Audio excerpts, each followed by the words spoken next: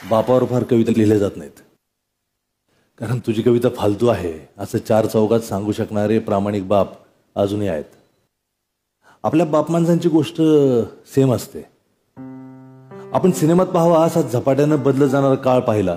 Landline, PCO, pager, mobile असं झपाट्यानं जग बदलताना आपण पाहिलं. पण बाप नावाचं रसायन जसंच्या तसं आहे. पेपरात 7व्या पानावर 8व्या ओळीत पोराचं नाव आलं तरी गावभर दाखवत फिरणारे बाप, तो पेपर सातबाऱ्यासारखा जपून ठेवणारे बाप, पण तोंडावर आपल्याला कौतुक वाटलंय याचा थांग पत्ता न लागू देणारे बाप. लहानपणी बापाची वाटणारी भीती हा तक्रारीचा विषय नव्हता, तर अभिमानाचा विषय होता. कोण आपल्या बापाला जास्त घाबरतो यावर चर्चा व्हायची आणि आपण बापाला जास्त घाबरतो हे सांगताना छाती अभिमानानं फुलून यायची. कणगीसारखे बाप, रांजणासारखे बाप, कधी माथ्यावर आलेल्या सूर्यासारखे, कधी अचानक पडलेल्या शिरवळासारखे. दुष्काळात सुद्धा नुसतं बघितलं की आधार वाटणारे बाप. बाप सोबत आहे म्हटल्यावर कधी काही कमी पडेल असं वाटायचंच नाही. मनी ऑर्डरवाले बाप, पेपरात गुंडाळून जिलेबी आणि भजी आणणारे बाप, शाबासकी मिळेपर्यंत बापाची पाठ दाबण्यातला जो पराक्रम होता तो फार थोर होता. बापाची पाठ सोडून देण्यासारखा आनंद आता कशात नाही.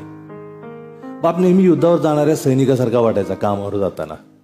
मंत्री संत्री गणतीतही नव्हते तेव्हा. आपला बापच देश चालवता असं वाटायचं. कामावरून परत आलेल्या बापाला रस्त्यात गाठून हातातली पिशवी घेऊन घरापर्यंत येण्यात किती थाट वाटायचा.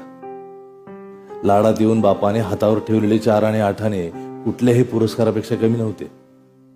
तुम्हाला जगानं डोक्यावर घेतलं तरी लहानपणी बापाच्या खांद्यावर बसून गर्दीत मदारेचे खेळ पाहताना जो मोठेपणा वाटला तसा मोठेपणा आता कशात नाही.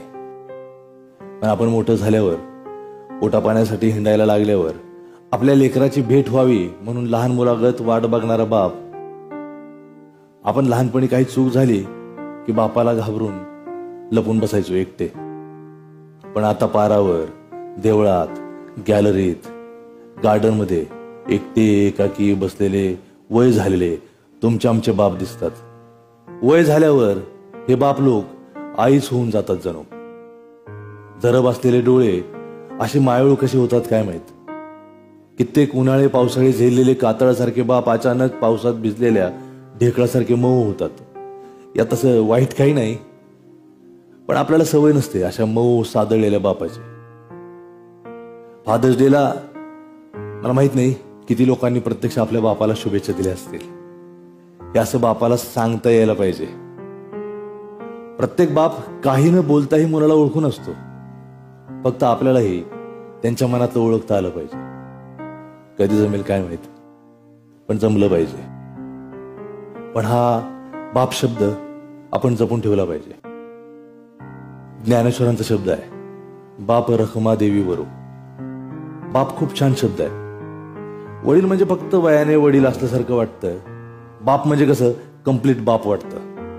आपण व्यक्त व्हायला लाजायला नको बाप शब्दाच्या बाबतीत किंवा बापाच्या बाबतीतही, कारण बाप बाप असतो.